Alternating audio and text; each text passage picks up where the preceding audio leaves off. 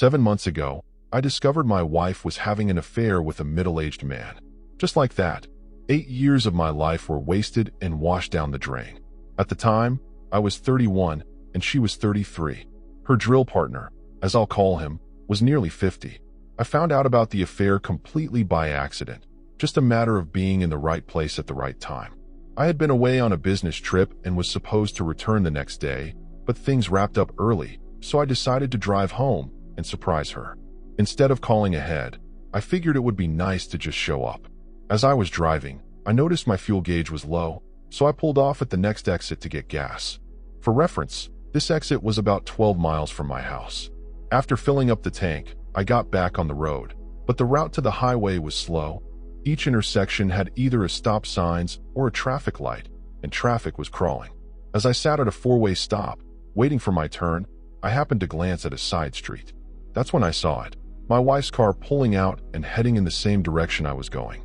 For a second, I thought maybe my eyes were playing tricks on me. But no, that was definitely her car. My stomach clenched. What the hell is she doing over here?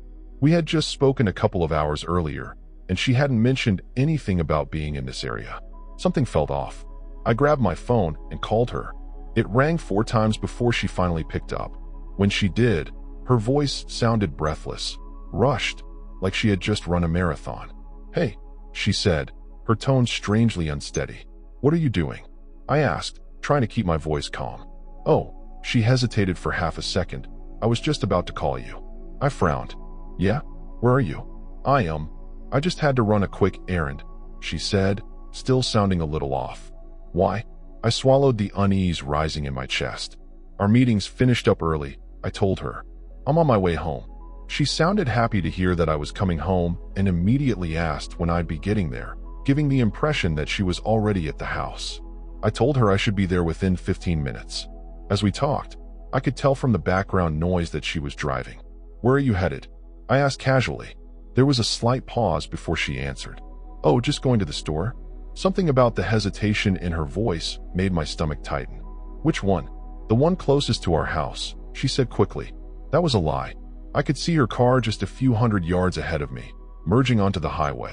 There was no reason for her to be this far from home if she was just going to the nearby store. In that moment, I knew she was either cheating on me or involved in something illegal. If not, why would she lie? I considered calling her out on the spot, but then I decided to play along. If she was going to lie, I wanted to see just how deep the deception went. "Great," I said smoothly. "I'll meet you there, and then we can go out for dinner." There was a beat of silence before she responded, her voice a little too eager. "That sounds great." I smirked. She hadn't expected that. Then, in the calmest voice I could muster, I added, "I just passed the rest area." That rest area was right behind her. For a split second, nothing happened. Then, suddenly, she slammed on the gas, her car surging forward. Within seconds, she had to be going over 90 miles an hour, tearing down the highway like a bat out of hell. I let out a breath, gripping the wheel tighter. Jesus, she knows I'm onto her. She was running, probably thinking, "Man, I almost got caught." By the time I pulled into the store parking lot, she was already there, standing beside her car. She walked over as I parked, adjusting her clothes, checking her hair and makeup in a compact mirror. She was trying to look casual, but I could see the tension in her shoulders. Inside the store, she turned to me. "I need to use the restroom." I nodded. "Me too." Her face twitched slightly, but she covered it with a smile. I finished up within a few minutes and stepped outside to wait for her. 5 minutes passed, then 10, then 15. Still, she hadn't come out. When she finally emerged from the restroom, I smirked and said, "I was about ready to send in a search party to look for you." She laughed lightly, brushing off my comment. "Sorry, I had to do a number 2. I nodded, pretending to accept her answer, but inside, I knew she was lying. The whole time she was in there, I could hear the sink running. She wasn't using the toilet. She was cleaning herself up, probably scrubbing away the stink and sweat from whatever she had been doing with that guy she was just with. We finished our shopping and decided to grab some prepared food from the store instead of going out for dinner. I kept a calm exterior, but my mind was spinning, replaying every suspicious detail over and over. When we got home and sat down to eat, I casually asked, "So, how was your day?" She didn't even hesitate. "Nothing remarkable," she said, taking a bite of her food. Just went to work and came straight home. Straight home. Right. My grip tightened on my fork. Every new lie that came out of her mouth made my blood boil, but I forced myself to stay composed. If I confronted her without undeniable proof, she'd just gaslight me, twist things around, and make me feel like I was crazy. That night, I lay in bed staring at the ceiling, my mind racing. I couldn't sleep. Meanwhile, she was out cold, breathing evenly like she didn't have a care in the world. It amazed me how easily she could do that. You'd think she'd be a nervous wreck, worried about getting caught, but no. She was perfectly at ease, while I was left tossing and turning, trying to make sense of it all. The next evening, while she was preparing dinner, I decided to check her phone. Nothing. No suspicious texts, no unusual calls. I went online and checked our cell phone and credit card bills. Again, nothing out of the ordinary. For a brief moment, I felt a wave of relief. Maybe I had been wrong. Maybe I had let my imagination run wild. But then, the nagging feeling returned. Just because I couldn't find anything didn't mean she wasn't cheating. It just meant she was good at hiding it. By that point, I was getting antsy. I needed more proof, and I was going to get it. I decided to continue investigating. Looking back now, I know I did the right thing. But at the time, it was agonizing, holding everything together and pretending like nothing was wrong. A week or so went by, and everything was business as usual. I played my part, smiled when I needed to, acted like the same loving husband I had always been. But inside, I was a mess, watching, waiting, knowing something was bound to happen again. Then one afternoon, she called me while I was at work. "Hey, babe," she said, her voice light and casual. "Just wanted to let you know I have to work a little late tonight. It's our monthly close, and things are a bit backed up." I leaned back in my chair, gripping my phone a little tighter. "Oh yeah? How late do you think?" "Not sure, maybe an hour or two. I'll text you when I'm heading home." I forced myself to sound normal. "All right, sounds good. Don't work too hard." We said our goodbyes, and I hung up, staring at my phone for a long moment. Something about her tone didn't sit right with me. Sure, she had to work late on occasion, but I felt it this time. My gut was screaming at me. This wasn't work. This was something else. I thought back to where I had seen her the previous week. On that street I had no business seeing her in. That's where she was going. I knew it. So that afternoon, I left work a little early. I drove over there, arriving around 4:30, and made a couple of slow passes down the street. Nothing. I didn't see her car. I didn't want to be too obvious, so I pulled out and parked at the McDonald's near the main intersection, keeping a close eye on the road. Sure enough, at about 4:45, there she was, her car rolling up to the light, then making that familiar turn down that street. I sat there, gripping the steering wheel so tightly my knuckles turned white. I gave it 10 minutes, long enough for her to get comfortable. Then I drove down the street myself. And there it was, her car, parked neatly in the driveway of one of the houses, right beside a brand new Ram pickup truck. I stared at the house, my heart pounding, my hands clenched into fists, and for a second, I wanted nothing more than to get out of my car, march up to that front door, and bang on it until someone answered. To see the look on her face, to see the face of the man she was betraying me with. But I didn't. Something deep inside told me to stop. Instead, I reached for my phone, took a few pictures of her car sitting in that driveway, and then I left. I drove home, my mind racing, knowing that my suspicions weren't just suspicions anymore. I had my proof. When I got home, I immediately looked up the address I had just seen her car parked at. I needed to know exactly who this guy was. A quick search pulled up the homeowner's name, and my stomach twisted when I saw the results. He wasn't some random nobody. He was the co-owner of a company that did business with her company. So she wasn't just sneaking around with some stranger. She was mixing it up with a customer. Digging a little deeper, I found more. According to various records, he was either 49 or 50 years old and had been living at that address since 2009. A little more searching, and I confirmed he was divorced with 2 college-age kids. Perfect. A middle-aged businessman with nothing to lose, preying on a married woman who clearly had no problem stepping out on her husband. Later that evening, she came home, all smiles, carrying bags of takeout from my favorite Chinese place. My favorite place. Like that was supposed to distract me. "Hey, babe," she said cheerfully, walking over to me, her eyes full of warmth like nothing was wrong. She leaned in for a kiss, but I turned slightly, giving her a half-hearted air kiss. That wasn't enough for her. She grabbed my chin and playfully pouted. None of that, she teased. Give me a real one. I nearly recoiled. There was no way in hell I was putting my lips anywhere near hers after where she had just been. But I forced myself to comply, pressing a quick, cold kiss against her lips before pulling away. We sat down to eat, and I tried my best to act normal while every bite I swallowed felt like poison. My mind was still racing, thinking about my next move. I have to go out to a customer location tomorrow, I said casually between bites. I won't be home until the evening. She perked up at that, her eyes immediately narrowing with interest.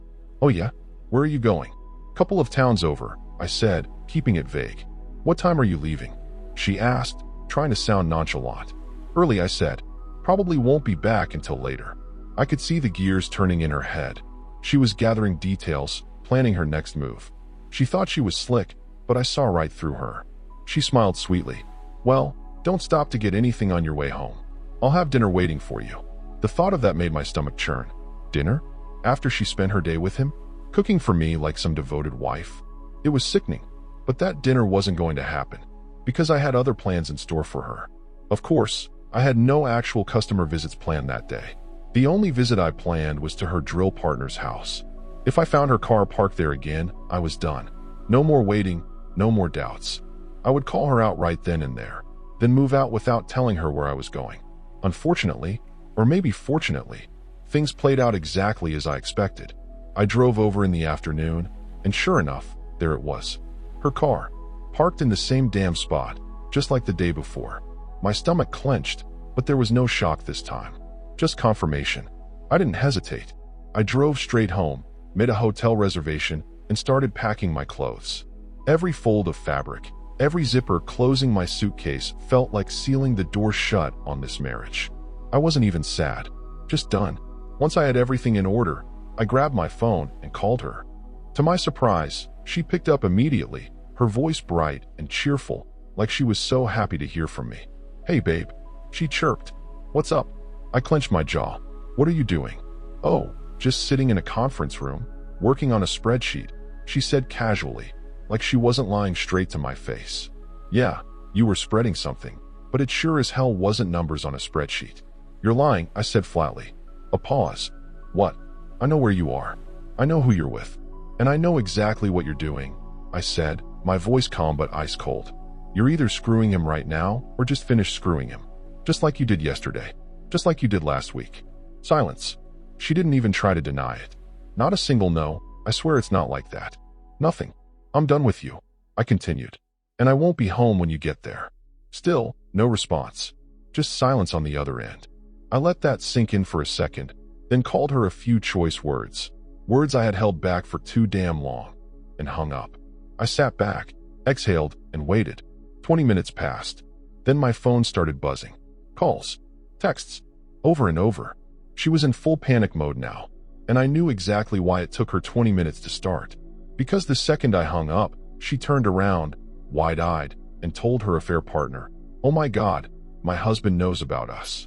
And for the past 20 minutes, she's been scrambling, thinking, panicking, spinning excuses, trying to figure out how to save herself. Now, she's ready to talk. During the next 24 hours, my phone never stopped buzzing. She must have left me 50 voicemails and sent over 100 text messages. I should have blocked her, but a part of me wanted to see just how desperate she'd get. At first, her messages were full of denial. It's not what it looks like. I can explain. As if there was any explanation that could justify this. As if I hadn't seen her car parked in that driveway twice. When I didn't respond, she shifted tactics. The denial faded, replaced by crying. "I'm so sorry, Frank. Please, just talk to me." Then came the full-blown hysteria. Hours and hours of texts and voicemails of her sobbing, begging for forgiveness. Isn't that how it always goes? They don't care when they're sneaking around, but the second they're caught, they turn into a damn disaster.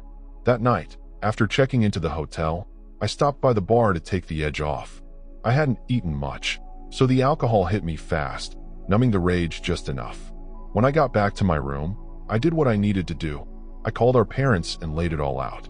I was feeling loose from the drinks, so I didn't hold anything back. I told them everything, every disgusting detail. My mom gasped. "Frank, no, she wouldn't. She did. I cut in, my voice flat. She's been screwing some guy in his 50s, a customer of her company. I caught her.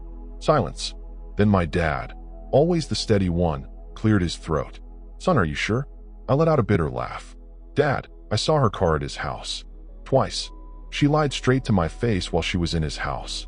When I confronted her, she didn't even deny it. What else do you need? My mom's voice broke. I thought you two were happy. I stared at the hotel ceiling, feeling nothing. Yeah, so did I. They were horrified, shocked. Just like me, they had believed we had a perfect marriage. But that was just an illusion, wasn't it? Over the next few months, I stayed in hotels while working through the divorce. I avoided all contact with her. No calls, no messages. No one except my parents knew where I was. I didn't trust anyone else not to tell her. Everyone was on my side, except for her closest friends, of course. But even my friends, my family, they all kept saying the same thing. You should at least meet with her. Let her explain. Give her a chance to apologize to you in person. From the messages she'd been leaving me and the reports I was getting from mutual friends, I knew she wasn't handling things well. It wasn't surprising. She had gone from sneaking around behind my back to full-blown panic the moment she realized I wasn't coming back. But instead of letting her deal with the consequences of her own actions, her friends decided to make it my problem. At first, it was just pressure, pleading texts, long-winded voicemails from people I barely knew, all saying the same thing. Just talk to her, Frank. She's not doing well. At least let her explain. Then her older sister jumped in, and that's when things got nasty. One evening, my phone rang, and I answered without thinking. Big mistake. Frank, what the hell is wrong with you? Her sister's voice was sharp, angry. She's falling apart, and you don't even care? I closed my eyes, already exhausted. This isn't my problem. She's not eating. She's not sleeping. God, Frank, she loved you. She made a mistake, and you're just throwing everything away like it meant nothing? I clenched my jaw. It did mean something. That's why I'm not tolerating this. She threw it away the second she climbed into bed with someone else. Her sister scoffed. So you're just going to ignore her? What if something happens to her? What if she hesitated, then spat out the words, if she does something drastic, that's on you. That was it. That was the line. I took a deep breath. Let me be very clear. Her choices are not my responsibility. She made this mess, not me. And if you, or anyone else, tries to guilt me into taking her back, you can forget my number. Then I hung up and blocked her. The next day, I found out she and her friends had been running their mouths to everyone about how cold and heartless I was. And then came the real gut punch. Her parents turned on me too. That one stung. We had always been close. Her dad and I would grab beers together. Her mom would tell me I was like the son they never had. I thought they loved me like family. But apparently, when it came down to it, blood was thicker than an 8-year marriage. Her mom called me, her voice tight with disappointment. Frank, can't you just talk to her? No, I said simply. She sighed. You were like a son to us. And now you're just giving up? I let out a bitter laugh. Giving up? She's the one who cheated, remember? She made a mistake, her mom insisted. People work through these things all the time. Well, I'm not one of those people. That was the last conversation I had with them. They made their choice, and I made mine. Thankfully, my own family and close friends stood by me through it all. They were the ones who reminded me that I wasn't crazy, that I did the right thing, no matter how much her side tried to guilt-trip me. I stayed no contact and let my attorney handle everything. My wife fought the divorce hard, offering me anything I wanted to stay married, but I was done. When she finally realized that there was nothing she could say or do to change my mind, she gave in and signed the papers. After that, things moved quickly. Last month, the divorce was finalized. Clean break. No lingering ties. I won't pretend I was some tough guy through the whole thing. 8 years is a long time to spend with someone. There were plenty of sleepless nights, moments when the weight of it all nearly broke me. But I pushed through, and now, I'm free. That should have been the end of it. But she still thinks there's a chance we'll get back together one day. She keeps saying we're meant to be together, that fate will reunite us, just like it brought us together in the first place. I can tell you with 100% certainty that will never happen. She still texts me 3 to 4 times a week, updating me on her life, telling me how much she misses me, and apologizing over and over again. I probably should have blocked her by now, but honestly, I kind of enjoy hearing about how miserable she is. Maybe that makes me petty, but after everything she put me through, I think I'm entitled to a little schadenfreude. As for her drill partner, well, I can't say too much about that right now. Let's just say my attorney and his attorney are working on something, and I'll leave it at that. You can fill in the blanks. Now, get this. She told me that he meant nothing to her, that she cut all contact with him. But you know what? I don't care. It doesn't matter if he was just a meaningless fling or the love of her life. The fact is, she betrayed me, and there's no coming back from that. 7 months later, her drill partner handed me $200,000 to drop the case. Well, I took the money. No sense dragging things out when I had already won in every way that mattered. I was now free of a cheating wife, and better still, I got paid for it. Some people might call it hush money, but I call it compensation for my wasted years. A few weeks ago, I got a call from an unknown number. I don't usually answer those, but something told me to pick up. "Frank, it's Linda." Her mother's voice came through, shaky and uncertain. I almost hung up right then, but I waited. I knew why she was calling. She collapsed at home. They found her on the floor. She wasn't eating, wasn't sleeping. The doctors say it's severe depression. They put her in a rehab facility. I didn't say anything. What was I supposed to say? That I felt sorry for her? That I'd come running back to save her from the mess she made? Linda sniffled on the other end. "Frank, please. If you just talk to her." "No." My voice was firm, cold. "She's not my problem anymore. She's sick, Frank. She needs help." I cut her off. She needed to think about that before she spread her legs for another man. I owe her nothing. Silence. Then, in a small, defeated voice, she whispered, "She still loves you." I let out a bitter laugh. She loved me so much she screwed another man in the middle of the day? No, Linda. She loved the life I gave her, the stability, the comfort. But me? If she really loved me, she wouldn't have destroyed everything we built. "Frank, don't call me again." And I hung up. I knew then that as long as I stayed in this city, they'd always keep coming after me. With that money, I bought a small farmland out in the countryside, a place far from the noise and the memories. I got myself a few animals, chickens, goats, even a couple of horses. I traded in the stress of corporate life for the peace of wide-open fields and early morning sunrises. I left my job for good. No more meetings, no more deadlines, no more dealing with people I didn't want to deal with. Out here, it's just me, the land, and the animals. I wake up with the sun, work with my hands, and breathe in the fresh air. For the first time in a long time, I feel good. Not just emotionally, but physically and mentally.